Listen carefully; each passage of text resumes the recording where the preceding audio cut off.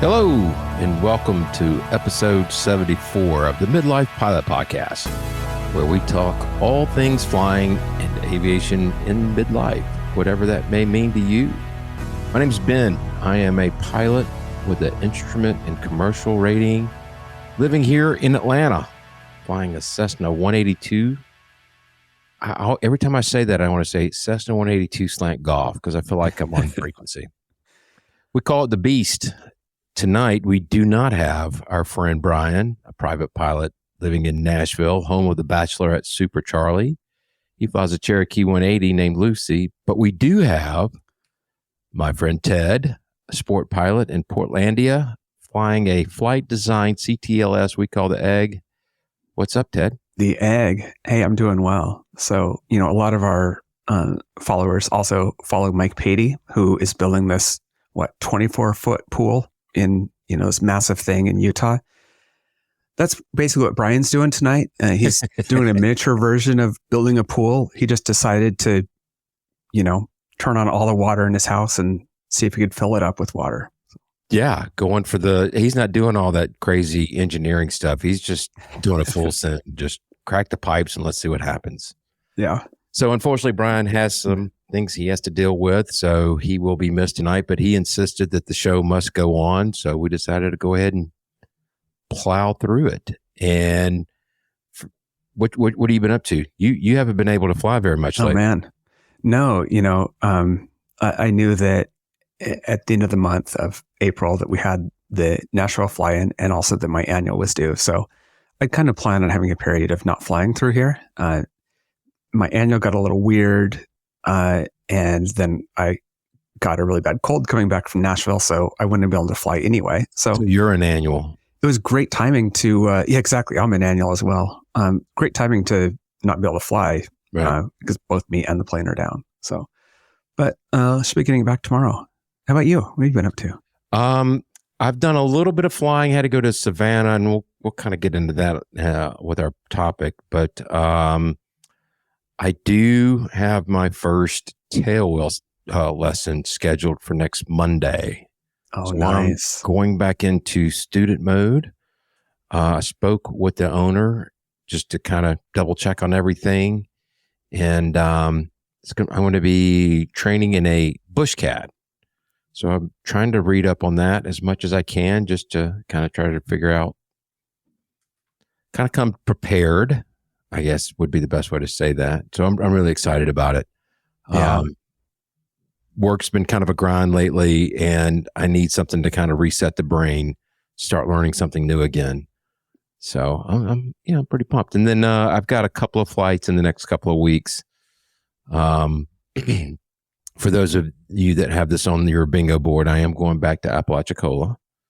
Well, we've got two slots. We've got, tailwheel and Apalachicola. There we go. Yeah. Just need 3 more and someone will have a bingo. Yeah. And I think I told you this, I am going to be out in your neck of the woods. Mm-hmm.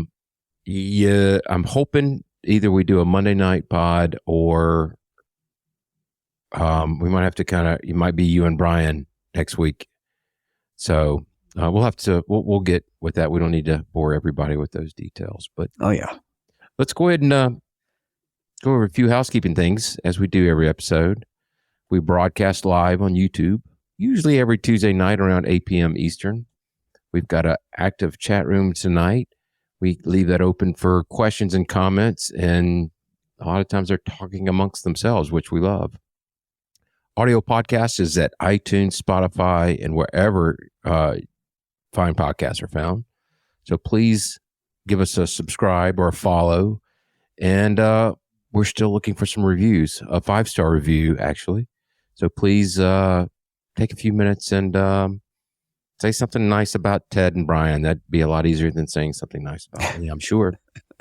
Feedback and suggestions could be sent to us via email or voicemails on our website. The email is midlifepilotpodcast@gmail.com. And our website is the same, midlifepilotpodcast.com. There you can also find links to contact. You can, our Patreon is there, and Patreon is how you get access to our amazing Discord server. Just absolutely love getting on that every day. I've almost replaced my entire social media on my phone and just look at the Discord server. All of these links can be found at midlifepilotpodcast.com. So we did, you want to talk about our new Patreon member? Yeah. So as y'all know, we've got a Patreon, patreon.com/midlifepilotpodcast. It's linked on the website. You can get access to Discord from the Patreon. It's buried deep in there. Just drop us a line if you can't figure out how. And we have a new supporter this week, and that is Matthew S. at the Hershey bar level. So thank you very much, Matthew. And I just put up a post on Patreon for our supporters. It's 20 something photos from Nashville. So, kind of curated the stuff that we had from everyone and tried to pick some decent ones and then do a quick edit on all of them and put them up. So, yeah. This looks like it could be a good show title, but not really apropos to what we're going to be talking about. I love that Cheryl Bushcat Ben and the Grass Strip Guru. That sounds very show title-y.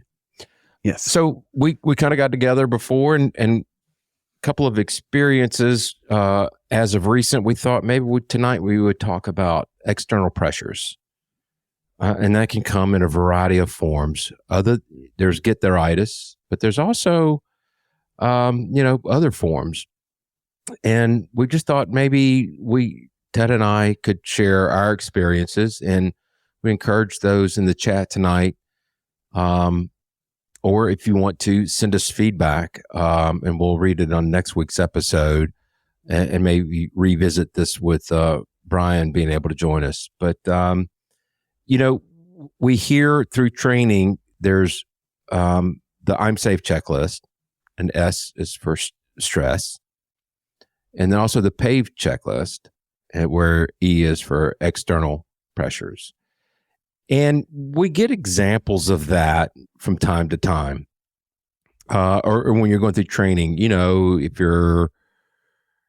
you have a death of a loved one, or, other things that affect pressure that's on you, and feel free to jump into, different time pressures, or making sure that you have to complete a mission. But I had an experience last week that I felt like I handled it well, and it further defined how I deal with external pressures.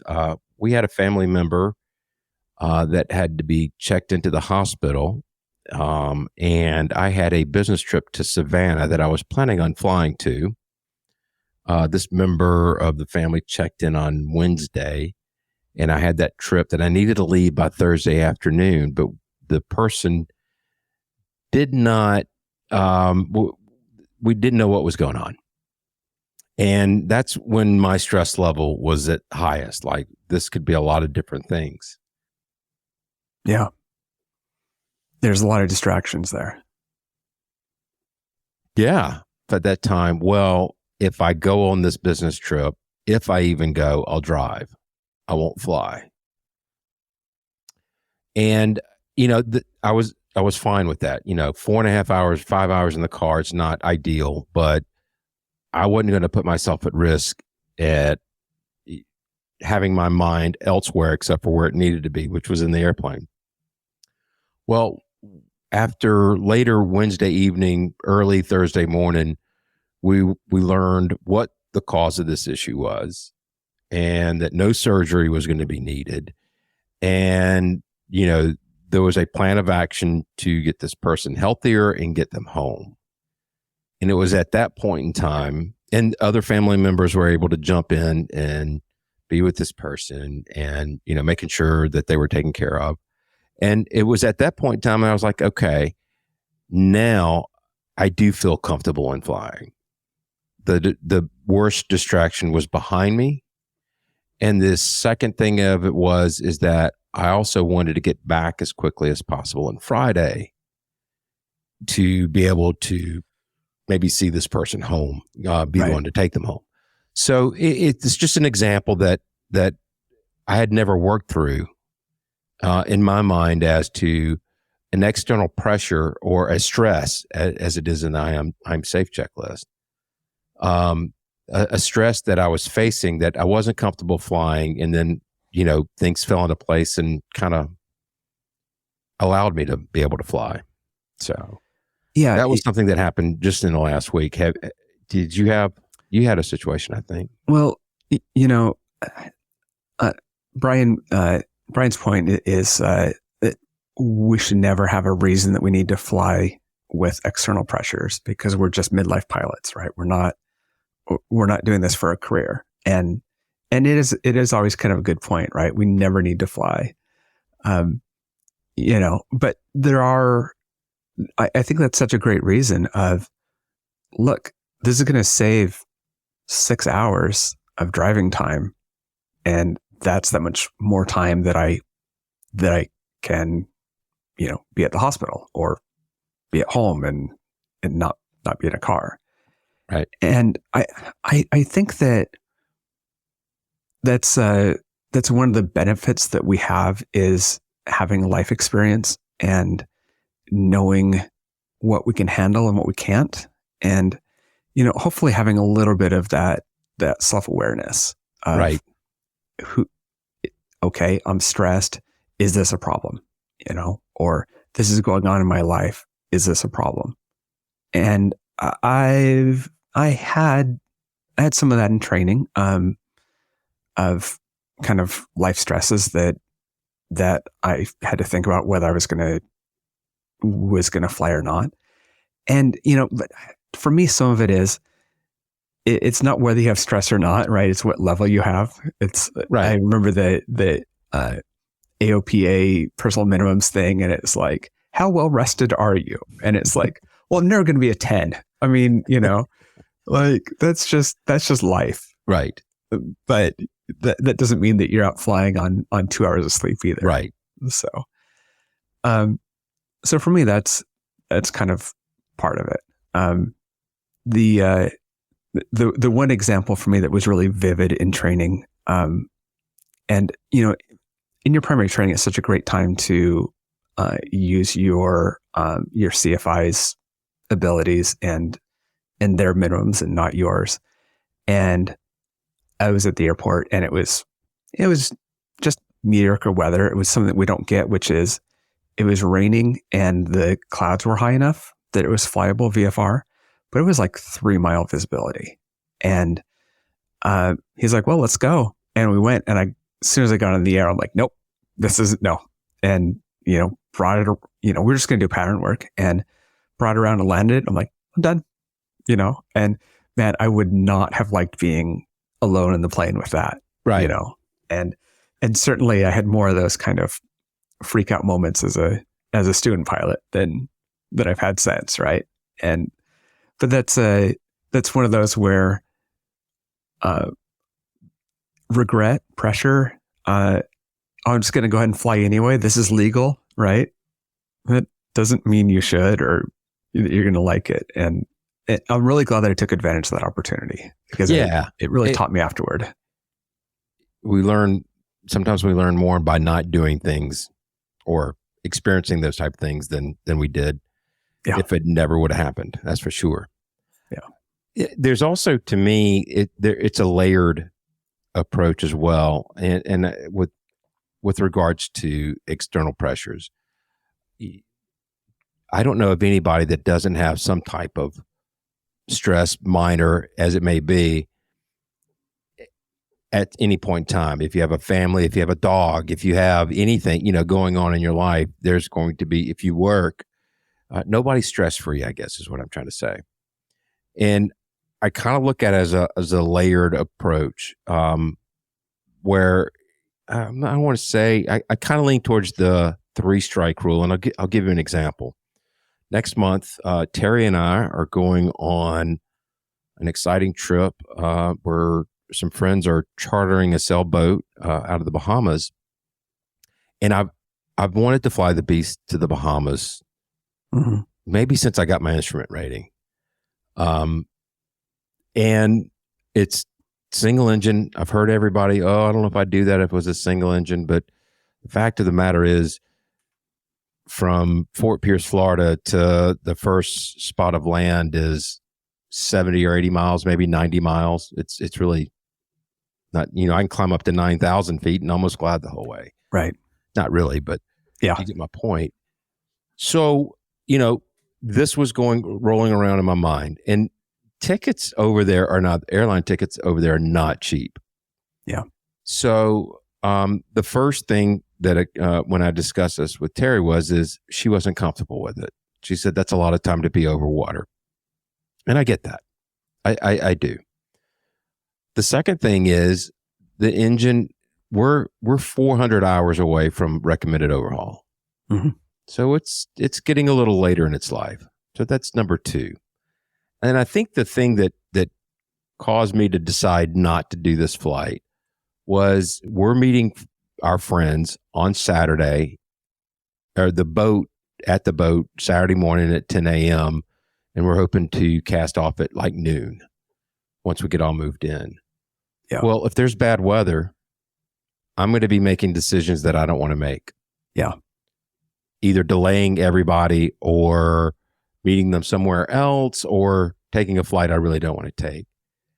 And so when you add up all those, each one of them is not good, but when you put all three of them together, that's what what I meant by layering, that it's, I told Terry, I was like, you're right. There's just too many things stacking on top of each other that are beyond our control. Weather, don't know what's going to happen with the engine. And we decided to go commercial. And I still think it's the right call.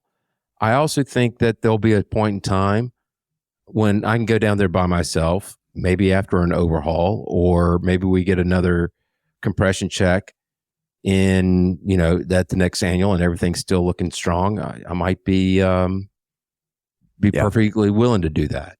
And, I might have a day at that point in time. I had to have a buffer between two, I needed 2 days to get there. At some point in time, the weather would be fine down there. Yeah. Well, Wendell Geek said he wants to do it too. And if you're looking to do a test flight, he'll go with you. So there you go. You don't have to go alone. Maybe I'll do that. And I like Tipper Ayer's comment too. This is similar to the Swiss cheese model. And that's exactly what I'm trying to avoid, is having, there's 3 layers. I don't want all 3 of those holes to line up at the same time. So I appreciate you mentioning that. And Nathan Ballard rolls in and said he's flown it in a 172. So right. That's so it's the fact that it's doable, but I need to have the right comfort level. For sure. Having another pilot on board like Wendell Geek, maybe be careful what you ask for, sir. You might just end up joining me. Exactly. But those are the 2 things that I have that come to mind more recently. Well, and thinking about that, I mean, that's such a great example, because each of the things that goes into that trip gets worse as it gets closer to the date. And if you're making that decision an hour before flying, it is really tough. Logistically, how are you going to not fly at that point? Doing it the evening before is a little bit easier. Doing it the week before is easier than that. And this far out, it's easier to make that kind of plan. And not everything's like that, right? No. Some things, it's like you get closer and you're like, well, it's the penalty is probably that's the difference, is the penalty is. I got to be honest with you. Really, the thing that pushed me over the edge is I can start drinking pretty much as soon as I get to Hartsfield International Airport.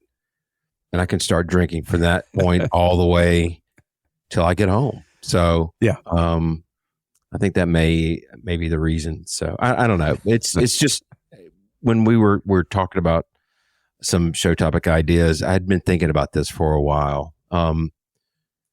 There was something else I think you mentioned earlier.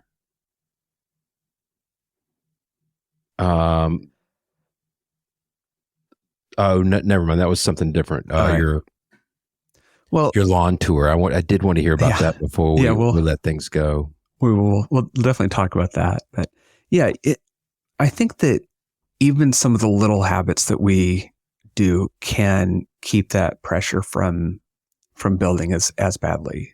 You can use the Swiss cheese model to kind of stack the risks. But that also ends up being, for me, I kind of see that as like, oh, everything happens in threes, and then pretty soon you're looking for the third thing that it was, or you're kind of justifying to count to a magic number. But even the little things like telling a passenger, hey, we may not fly. The weather's not great. We may get to the airport and we may go home. Or we may go around. Like all those little things you just kind of built in and hedge. And you can also do that with yourself. What I did a lot during training, and I still have this habit of doing it, but it's fully pre-flight the plane before I take it out of the hangar, so that it's not already out of the hangar and that I'm trying to justify marginal weather. Just do that. I'll do a final weather check, and then I can always cancel, and it's not a big deal. I haven't taken the plane out. That's a great comment. And then to add to what Nathan Ballard's saying, he commented in the chat, excuse me. This is a great topic. It doesn't matter who you are, flying loved ones is always a stressor. And I couldn't agree with that more.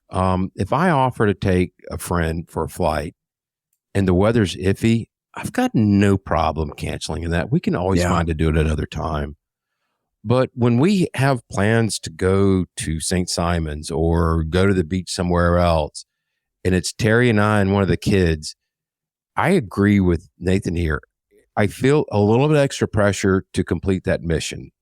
Yeah. Aside from the fact that I have my loved ones on the plane, and that, God forbid, if something were to happen, that, this is who I'm, it would be bad with anybody in the plane, but it's, would be worse if it was a loved one. So I think that's a great comment. It's, your audience, when they're related, it can add another layer of stress. And, that is the other half of this. And this is why we started talking about other pressure when we were kind of kicking around this topic, and coming up with the phrase under pressure, is that pressure of passengers can be big. And we talked about this recently with flying kids, and that obviously has its own complications, and flying family has its own complications, and flying with a new CFI has its own, and flying with a different pilot, flying with a non-pilot, right? Like they're all their own category of anxiety producers, pressure producers. And it surprises me even after the fact. Sometimes I realize, oh, I should have thought this through a little bit more.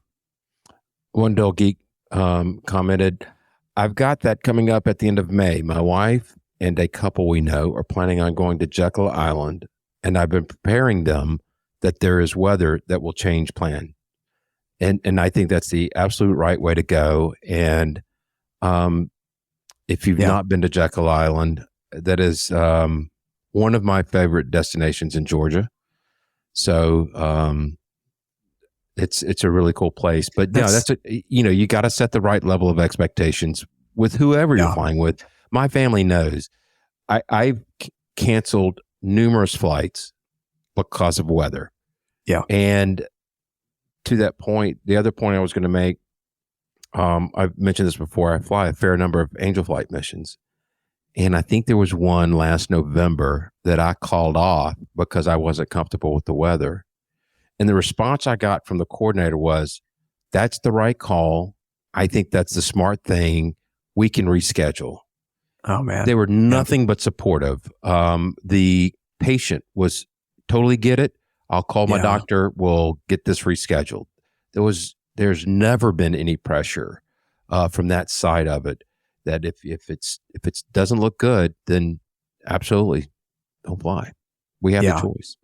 Yeah, and that definitely helps. And that is theoretically a pressure we don't have, is that external commercial pressure of, I'm flying, I'm young CFI Sam, and I'm flying a jet full of people, right? We don't have that pressure, but we have all the others that are similar. The angel flight pressure of this is somebody important. This is a scheduled thing that's important, or the family to go, or the, friends, couples going to Jekyll Island. Like all those they're all kind of versions of the same thing. Yeah. And my brother-in-law, who I've said many times, used to fly, or just retired from Delta.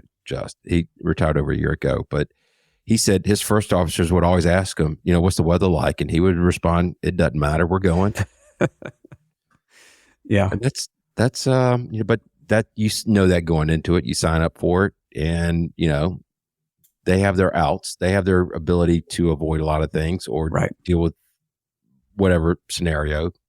So yeah, that's, it's a real thing. It comes in a variety of different forms. The other thing I was thinking of for our younger audience, I mean, college kids that are going to school to learn to fly professionally, they have classes, they have, they failed a test or something. They could struggle, they could be distracted under a lot of stress that, if they don't pass this next exam, they could fail out, or whatever the case may be. Yeah. And, so I don't think it matters what age you are. I think it applies to all of us, young and old. It's something that we definitely need to be keeping in mind. I agree. And I think that some of the things that we're talking about, like the Angel flights, and flying to Jekyll Island and flying to the Bahamas, are also versions of the same thing that we dealt with in training, right? It's no different than that, because in training there's schedule pressure about the plane or the planes, and are they in annual? Are they available? Is your CFI available? Oh, great. I've canceled 3 flights in a row because the weather's bad, and I'm going to be gone next week. And so it's going to be 2 weeks between flights. And so you get those same types of pressures. Mm-hmm. And everything to me kind of builds on that it's all the same thing. It's no different. And learning how to deal with that in training, I think, was really good for me, because I wouldn't have understood that. I guess it's good that I train in the winter, probably. Our Patreon and Nashville Fly-In supporter, Michael Gillette, said, "My standard operating practices help a lot. Less cognitive load at decision time. Quote, look, the book says we don't go. We don't go. It's not me. It's written here." That's kind of the way that the airlines do it, right? It is, but and being able to write your own book. This is my standard operating procedure, and this is how it's written. It's right back to your personal minimums. Yeah. The whole point, and what I really like about his comment, is less cognitive load at decision time. That load is the pressure. Yes. And it's always safer to not fly, to be honest with you. Yeah. It's and also, if you can cancel or reschedule at a time that has less penalty to you, that makes it a lot easier. It's a lot easier to say the weather next week is going to be marginal, so let's not plan the trip, than it is to be at the airport fully packed with you and the other couple sitting there thinking, man, I'm just not sure. That makes it a lot tougher. It does. Biff in our chat, Patreon member and also Nashville Fly-In attendee, has commented, pilots and Paws and Angel Flight are looking for you to be a pilot. And that means more than flying them from A to B. It means your decision making, which is the most important part of being a pilot. And prior to flying Angel Flight, I did, my son Evan and I flew quite a few pilot and Paws flights. Every time we've had to cancel, nobody's complained, because they get it. Yeah. Especially if they've coordinated a few pilots and Paws, and the Angel Flight patients and coordinators absolutely get it. That's the last thing they want, is for you to put people in a worse situation than not. So I bet the people that deal with safety in the Angel Flight regions really they'd be interesting people to talk to, because they've had to think through a lot of that, and makes me wonder about that. Yeah. So, anything else that you wanted to bring up on this? Yeah, well, our friend Daniel G said he liked with the Nashville fly-in that we had a backup plan and there was no pressure for the pilots. We definitely stressed a lot on Friday about what the weather. I mean, we stressed for a while leading up to it, but by Friday night, the big stress was how bad is the weather going to be Saturday? And it's why Wendell Geek put his plane over at B&A was so he had solid tie downs. And so, we looked at the weather and we went out in the parking lot and we discussed that. Some people probably saw that during the event there at Cezanne, but we went out there and talked through it and what the risks were and everything else before we kind of endorsed it. Because the winds were going to be reasonable and they weren't going to be hard crosswinds or anything else. But no, and we had set a group personal minimum that if it was more than a 12 knot crosswind component, then it was an automatic no-go. Yeah. If it was getting up to that or close to it, then we're going to say, if you're not comfortable, this is what you're looking at, and do your thing. Don't feel like you have to go. Here's some things you can do if you choose not to. So I do like how we handled that. Yeah, I thought it was well done, and I appreciate them calling that out. Yeah, I think that was a good example of what we're talking about, and it's one of the things that we've discussed to intentionally be to have a little bit of a safety focus as midlifers, and always pushing Killing Zone, the book, and right. These because these are things that we believe and that we want to follow, and it's that much more important when you've got more than one plane in the same place. That's that could be risky. Yeah. Why don't you share Chris C's comment with us? Yeah. So Chris C, when working on proficiency, there was a balance I had to find between not pressuring myself, but also pushing myself to grow. It took a while and some CFI helped to overcome that.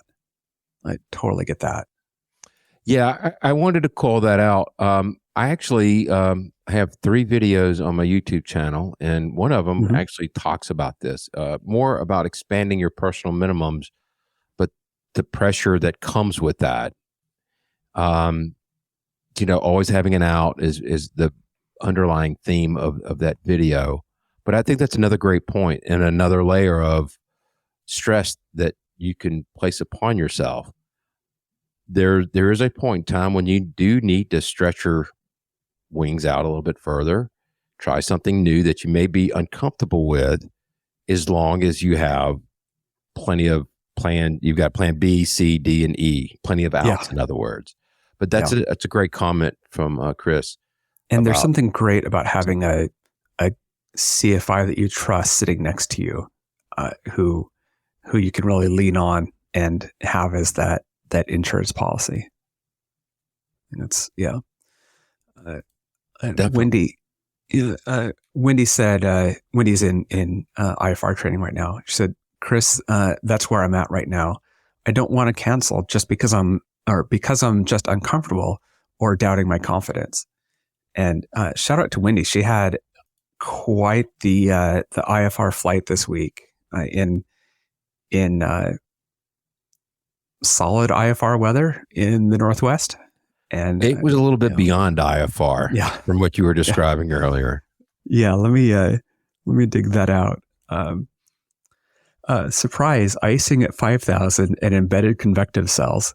There was a lot of vectoring going on to get around big rain, so we avoided the worst of it. My head caught fire pretty much the minute we hit the clouds. So my CFI, her CFI, who was also mine, manned comms and some buttonology.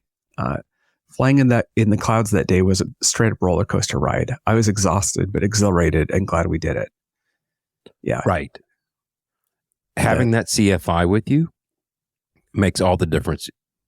from a confidence standpoint. And whatever you need to do to build that confidence, absolutely go out there and do it. It will be the best money you spend on a CFI ever. Yeah. That's pretty crazy stuff though. That's a lot to chew on. My head would have been on fire probably the moment the wheels left the ground and when we hit the IMC. So that's awesome. Yeah.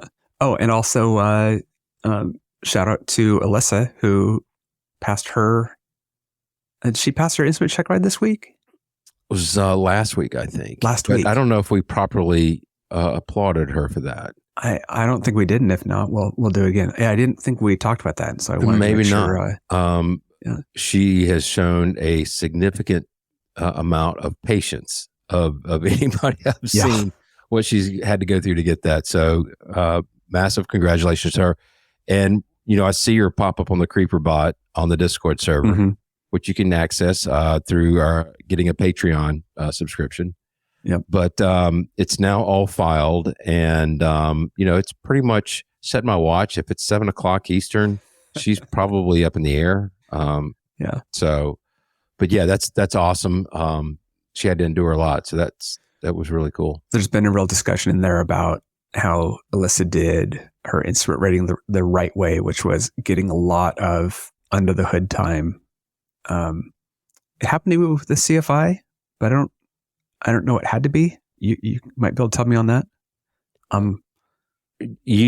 To practice instrument approaches, you just need a safety pilot. Right. Now you can't log the hours and you can't log the approach, but there's no reason.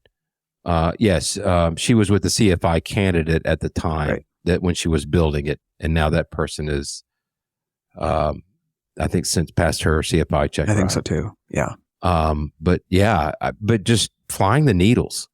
Yeah. That's it's a great way to a great primer for starting instrument rating. Yeah.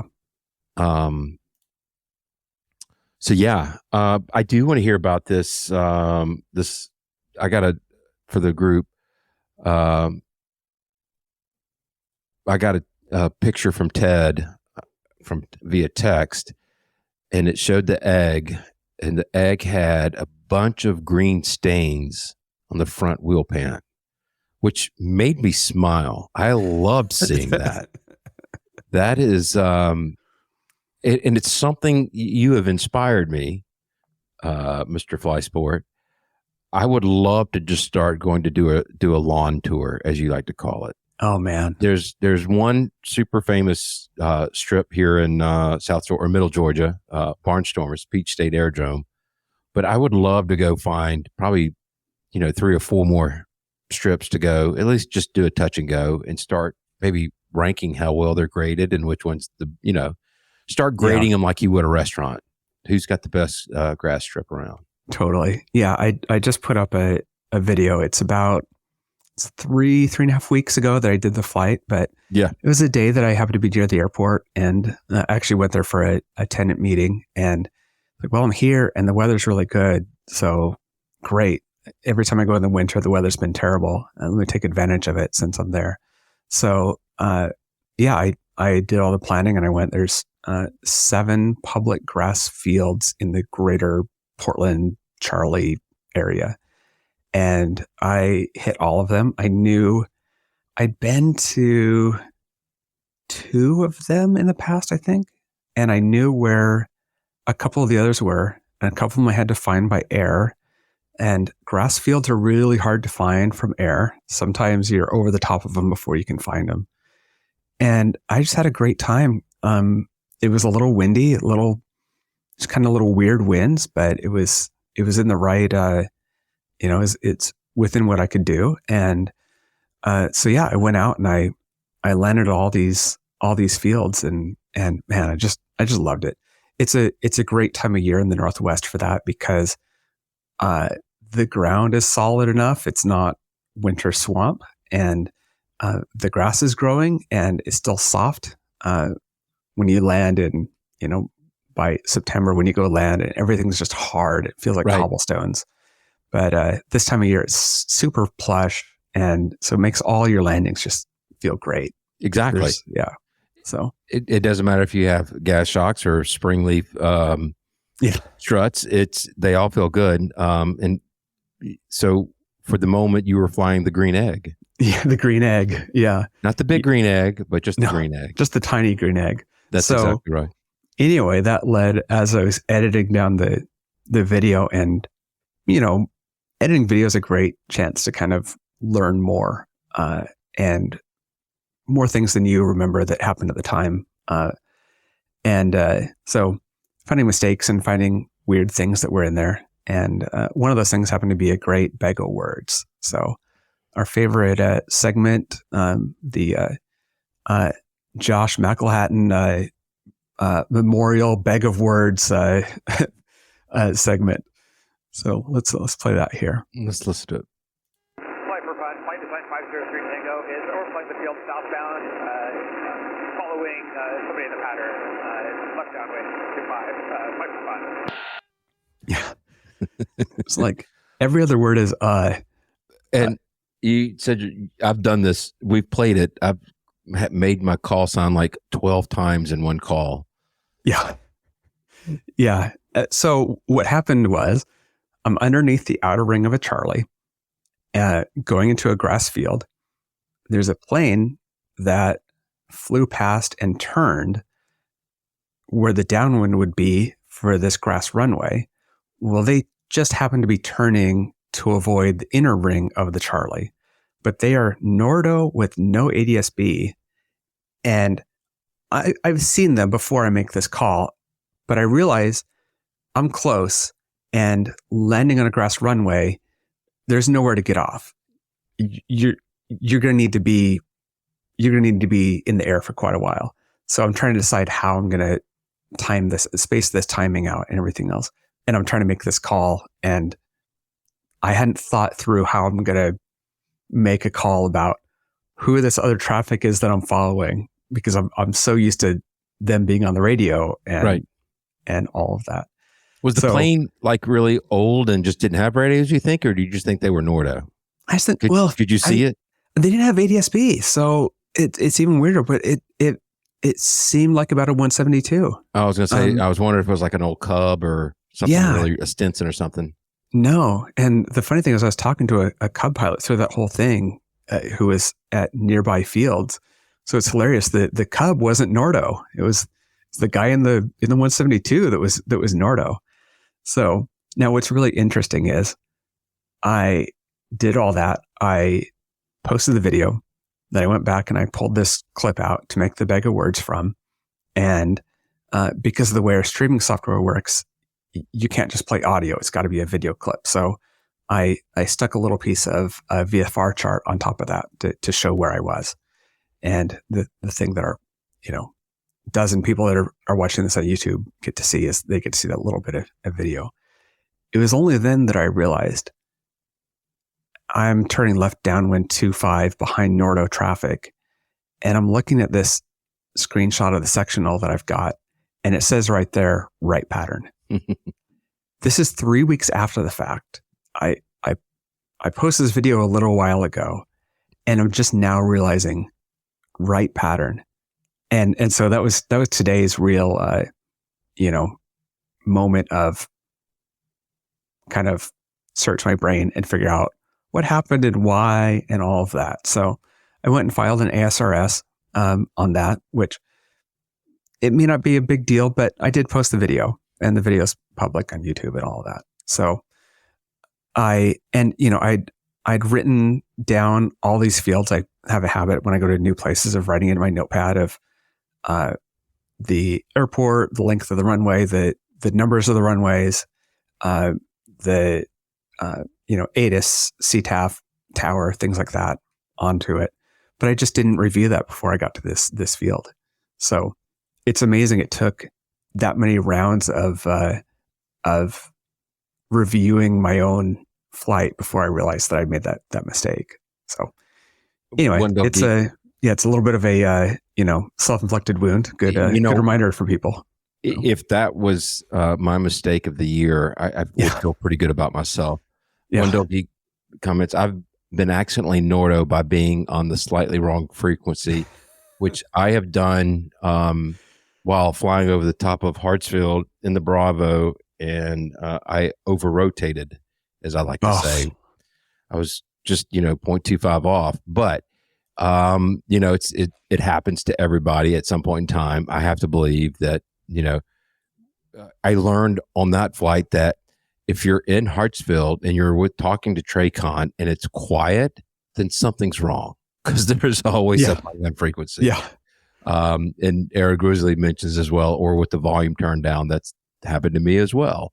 Yeah. I did that, and I was out really in the middle of nowhere, and I turned it down because I was tired of hearing fields that were 100 miles away, and I forgot to turn it back up and couldn't figure out where anybody was. So yeah, I get that. It's, at least I was in the middle of nowhere. You weren't. Right. Well, I mean, you make those mistakes and you learn. It's never happened since. When I call up air traffic wherever I'm at, and there's a really long pause, I am looking at my volume knob and I am looking at the frequency and double checking that I had it right. And usually by the time I finish that check, they come on frequency. It kind of fills that time as to maybe should I call again? But right. Again, it's those things that you almost have to make those mistakes to really learn from them. Yeah. And getting that feeling of getting the spidey sense of, is something wrong or not? And did I just talk to center on the wrong frequency, or did I talk to center and they just took a bite of something and they'll get back to me in a minute? I get that. And that's I think we're still learning on. Right. And we still, we'll make those mistakes from time to time again, and you'll be reminded once again, these are the things that you check. Yeah. Yeah. Well, so yeah, before we wrap this up, I get the egg out of annual tomorrow, and it was kind of an adventure of getting it into the annual for a couple of reasons. But I am absolutely baffled with dealing with a new aviation mechanic and how different it is than every other form of service or labor that I'm used to dealing with, where there was a question about some Rotax stuff they were doing early on, and they pulled the gearbox out of the engine and had it in a crate to ship away. And it's only because I called them a couple days later and when it was in the crate that I found that out. And they were following a inspection schedule that was wrong and old. So it was wrong in a couple of ways. And it just baffles me that the aviation mechanic experience it's like from 50 years ago. It's like you're supposed to take the plane in and give them the keys, and the next time you talk to them is when it comes back and you pay however big the bill is. This is something that Mike Bush talks about, but it's like I expected, and I way too casually had told him, give me the invoice. Let me know what this is going to be. Expect that was going to be in the middle of the process. Right. And it's so baffling to not get that, right? Like, right. Oh, you're going to do all this major work without even dropping me a phone call, without even saying like, hey, we're proposing to do this. And they're also going to fix something that was not airworthy. It just, yeah. And that's the wonder of Mike Bush, why I've got love for Mike Bush is being able to make the decisions for your plane, and especially even if maintenance says it's a problem, you've got to decide whether it is or not. And for non-airworthiness issues, that's a choice. That's right. And I was going to say, advocate for your plane. I mean, we had an experience when we had the plane in Cartersville that we used a shop out there because of our mechanic was unable to take us on that year. And this was on the field, and it felt like okay, this is going to be our one shot with these folks. Let's pack it in, get as much as we can out of them. And they were good. They did give us a list before all the major work was done. But then they held our plane hostage for a little while, meaning that they would take on other planes while they were quote unquote waiting on parts, or they haven't been able to get to it yet because they're doing other things. So it took probably 3 weeks longer than it should have. So, if they're trying to compete for my business, they're not doing a very good job. Right. In the way that they approach it. And, it kind of feels like there's no proof of this. I don't know who these people are, but it does feel like sometimes that, hey, he never uses this, so let's milk him for what we can now. And or maybe that's how they are with all their customers, even the ones they like. That's either one of those is bad, right? Yeah. Aero Grizzly says, or go experimental and do it yourself. Yeah. Well, there's been a text chain in the last week because with the LSAs, there's a 2-week class that you can take and become a mechanic on them. Wow. And but it involves going to rural Missouri for 2 weeks to get to do it. That would be fun still. And, exactly. That might be an adventure in and of itself. Yeah. Well, if I don't have to do it alone, that'd be about half the reason. So, and man, this type of thing is a motivating experience for that. Right. Yeah. It's just, and I believe with Mosaic that the requirements to become a mechanic on the new LSAs is going to be much more complex than that. Yeah. So there may be an incentive to do it and get grandfathered into it, which would also be the reason to do it now. But man, I don't know. 2-week vacation in Missouri and working on engines, that may be what I'm doing. So listen, if you need somebody to go with you, I might be willing to go learn about LSAs a little bit deeper. Hey, it's only an hour from Georgia, right? In the East. Probably a little further than that. But that wouldn't stop me. Yeah.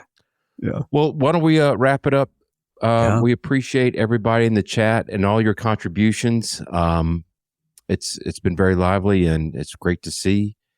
Again, you can join us on Patreon at patreon.com/midlifepilotpodcast.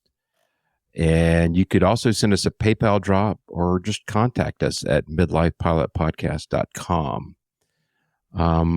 Not sure what we're going to hit on next week. We've got a few ideas in the hopper, but we'll get that announcement out on the Discord. Anything else, Mr. Flysport, for the good of the order? That's it from this penguin. That's it for me as well. From this iceberg. There goes that challenge. And anyway, signing off, episode 73 or 70. Yes, 74.